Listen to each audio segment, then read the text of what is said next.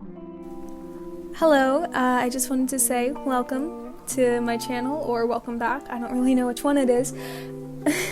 So, I just wanted to say that this is a Momo Yaoyorozu ex-listener, and it was requested by somebody in the comments, not the specific fanfic, but just the character, and you can request something in the comments. I really do enjoy filling out the requests. It's actually really enjoyable for me because it's just like lovely to know that people interact.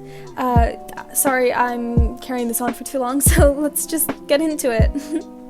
Dates with your girlfriend weren't a rare occurrence, quite the opposite in fact. You and Momo tried to have a true date at least 3 times a month.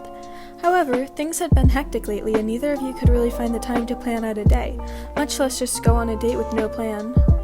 This predicament had been weighing on you a bit. Your girlfriend was the Momo Yaoyorozu. Obviously she'd been busy with your work, but she'd always made time for you.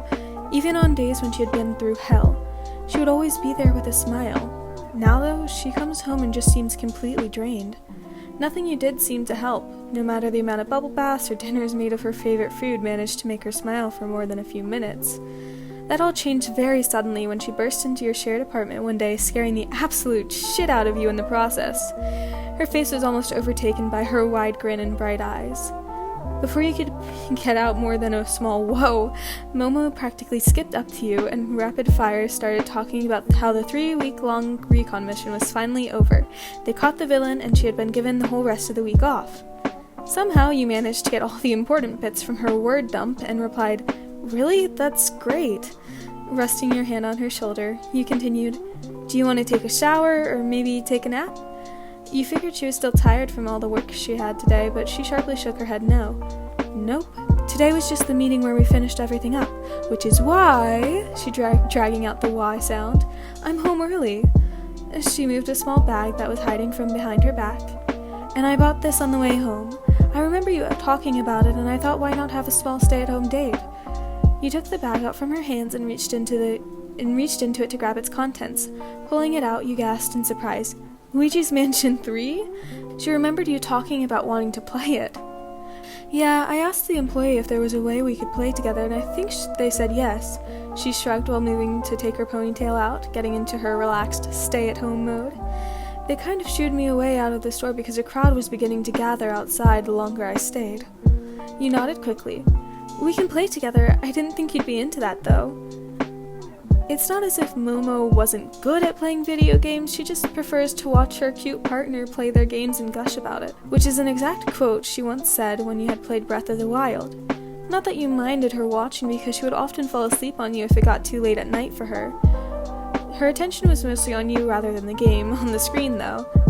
"Well, of course I'd want to play with you. Besides, Luigi was always my favorite Mario character." Momo sat down on the couch across from your rather large TV. You think both your well-paying jobs for such good gaming gear.